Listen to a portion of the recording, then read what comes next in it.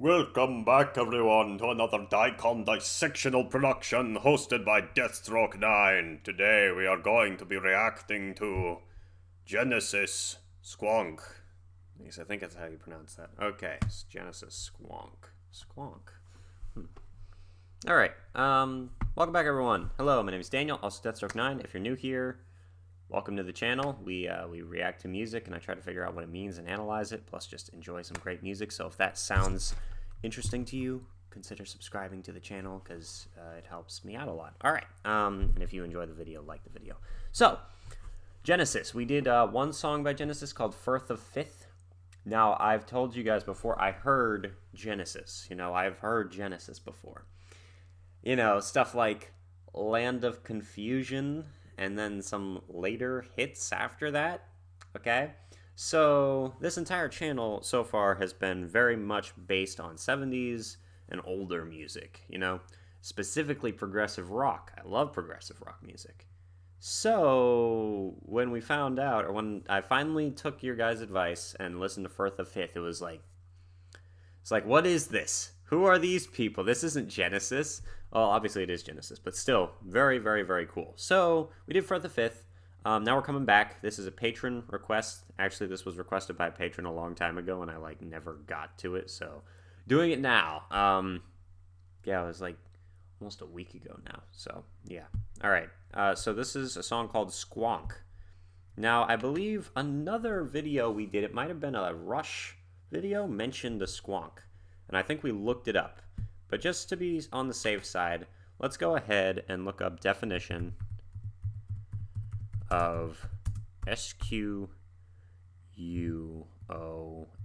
squonk. Yeah. What is the definition of a squonk? It was like some type of weird creature, right?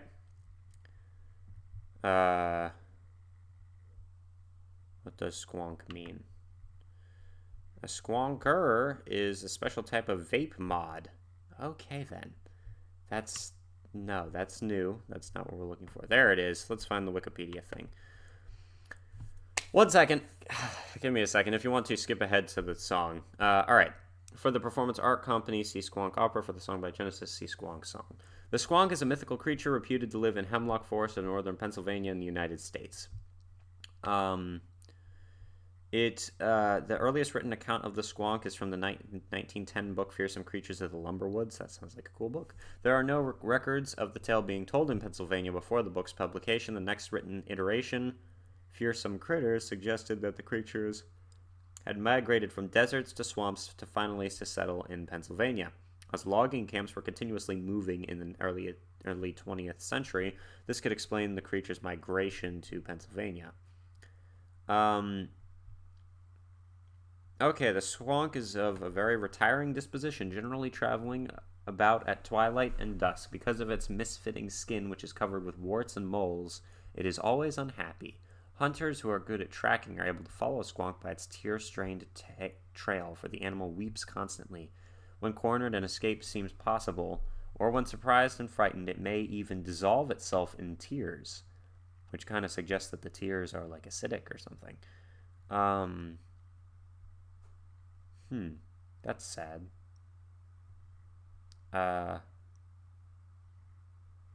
Okay. Interesting. Let's check this out. Squonk by Genesis. I'm excited for this, guys. A lot of people, not just the patron, but a lot of other people also requested this on Firth of Fifth. So, we're gonna check this out. 3, 2, 1, Squonk. That nearly scared me. Half my life away. Yeah. Good sentence.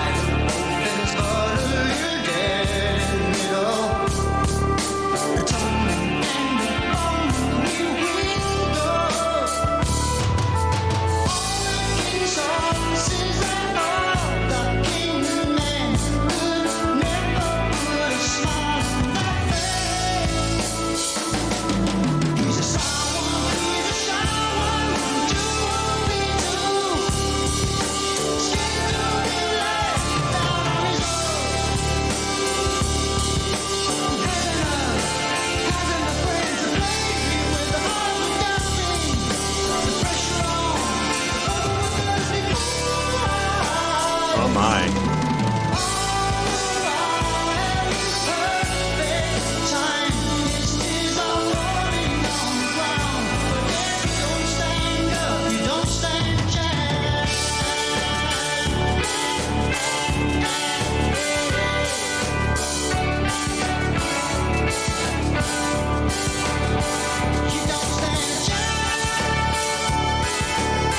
Wow, this is cool. Especially with the context of that story.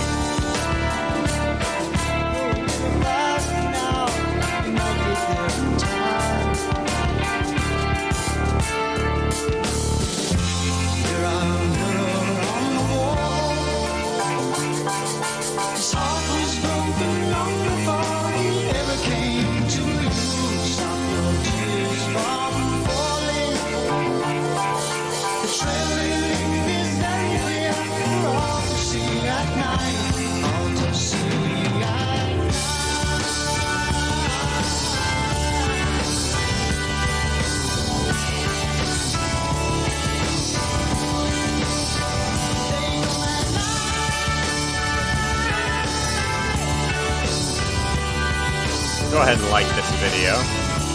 There we go. Deserves that. It's awesome.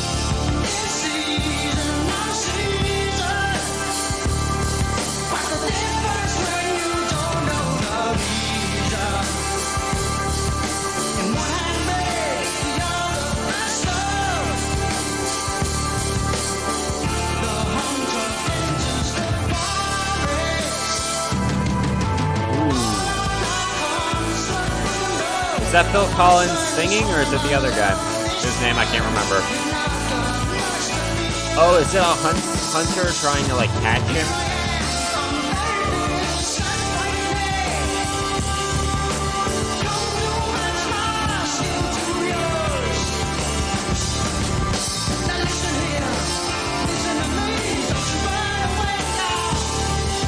Trying to catch him.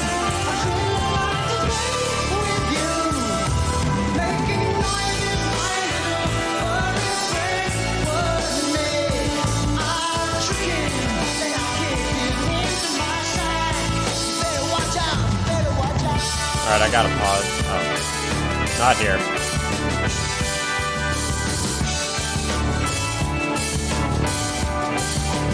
Turn it up.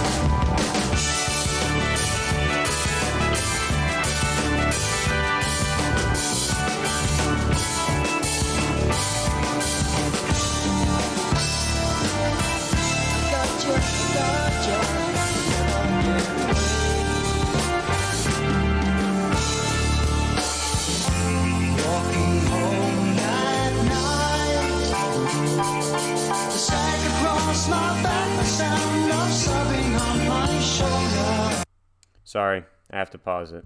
YouTube takes videos down if you don't pause them. All right. I'm gonna just give a short summary. I'm gonna go back over it a little closer. But he's captured the thing. But remember what we read. It's gonna go. You know, it's gonna kill itself basically. At least that's what I think it's gonna do. Let's find out. 3, 2, 1. Squonk. Genesis. This song's really cool. It's also very interesting that they took this story and put so much like emotion and feeling into it, you know? Like they put you into a world where the squonk, it's a real thing. There's a hunter trying to catch it. He found this mythical creature that he's only read about. And he has it, he tricked it and got it in his sack, you know? He's being mean to it, and it's gonna die. Alright, 3, 2, 1. Squonk. Genesis. The sag across my back, the sound of sobbing on my shoulder. And suddenly it stopped. I opened up the sack, all that I had. A pool of bubbles and tears, just a pool of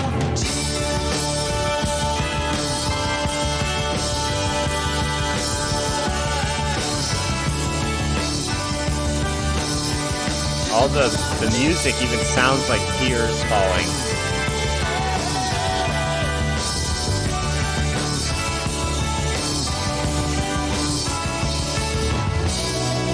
all in all, on the very dark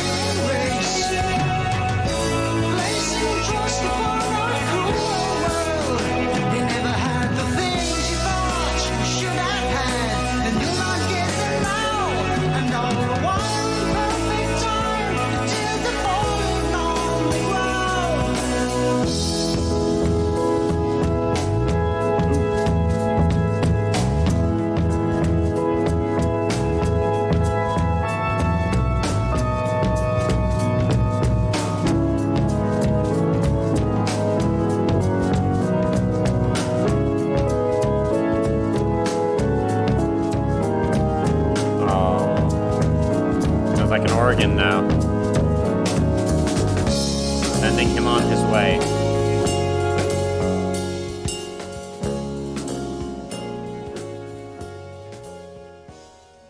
No, it's a sad song. Well, kind of sad. Obviously, it's a mythical creature. That's a good song, too. That's a really good song. It's very... So, I'm a huge fan of fantasy, you know? And, like, The Lord of the Rings and a million other books in the bookshelf right over there. Fantastical creatures and stuff, very interesting to me. And when they make a song about it and they, like, just take that little bit of folklore, then, like, put all this emotion into it, you know? Also, gonna mention this song sounded a little bit like, I don't know why it made me think of this, but it's like, so Firth the Fifth was very much a prog song.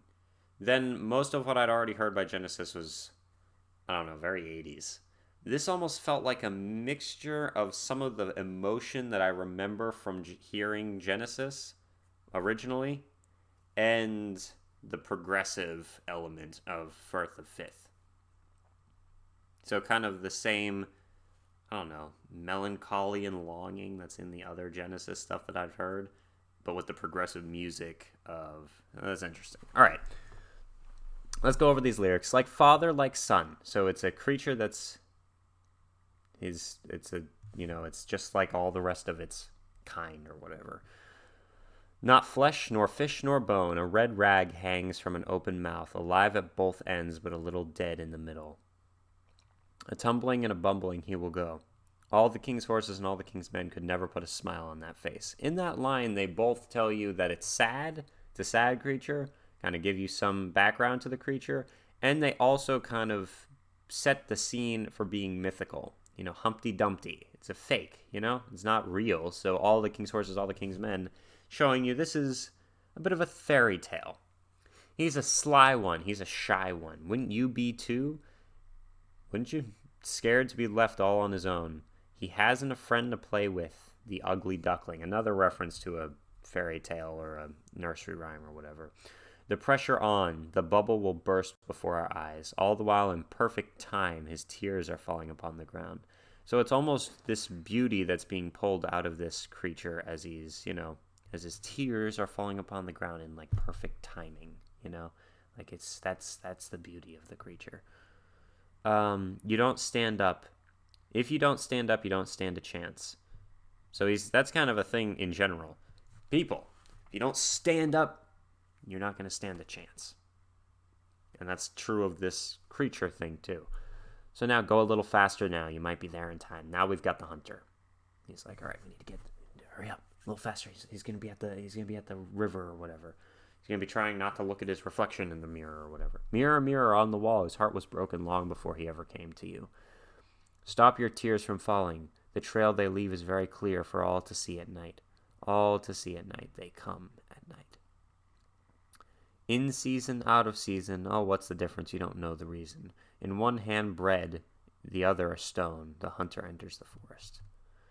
All are not huntsmen who blow the huntsman's horn, and by the look of this one, you've not got much to fear.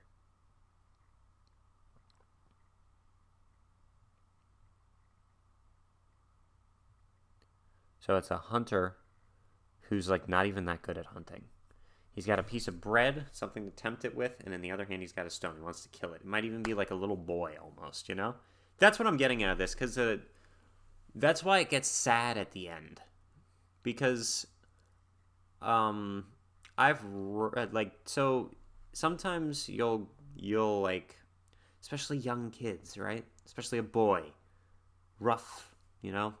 See some animal, go up to it, and like inflict violence upon it, then afterward be kind of like sitting there like, wow, I actually just killed something, or I hurt it, or I messed it up somehow, and then just be sad, you know?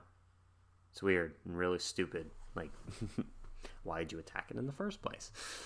So yeah, he comes up and it's like a boy. That's to me. That's just my interpretation. You've not got much to fear. And then the boy's like, here I am. I'm very fierce and frightening. I've come to match my skill to yours.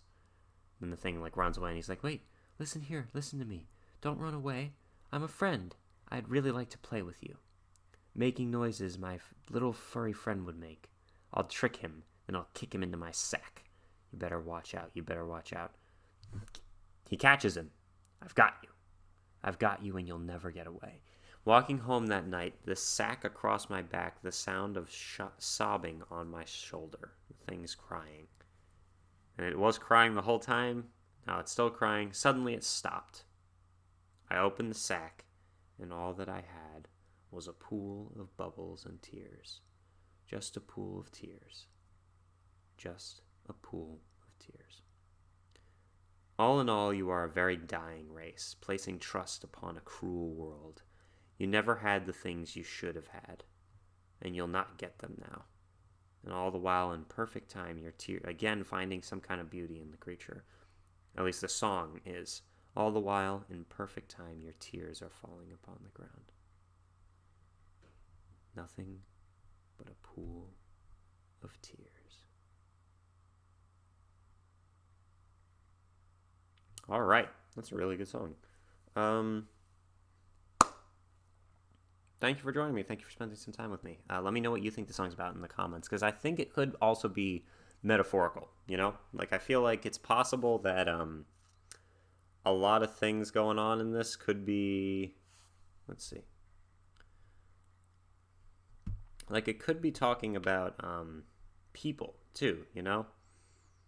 Like, people who like, are different or look different or act different or have any type of disability or have some type of, or have depression or anything like that, and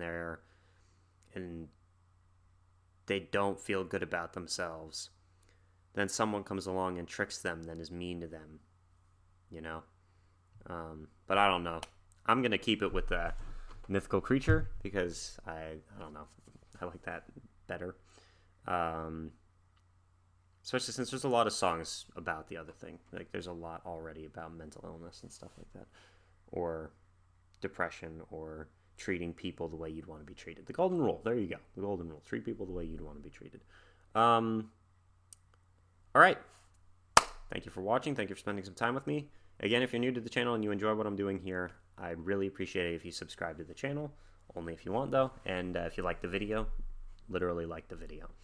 Let me know what else you'd like me to react to down in the comments. And if you want to make sure that your reaction requests are given top priority, there's a link in the description to a Patreon page where you can support the channel for $5. You get a bunch of exclusive videos. You get early access to some videos. There's a chat community you can join. And your requests are given top priority. This right here was a patron request, although a lot of commenters also requested it. So it was a win-win. Everybody wins. All right, thank you for watching, guys. Deathstroke 9 out. See you guys soon.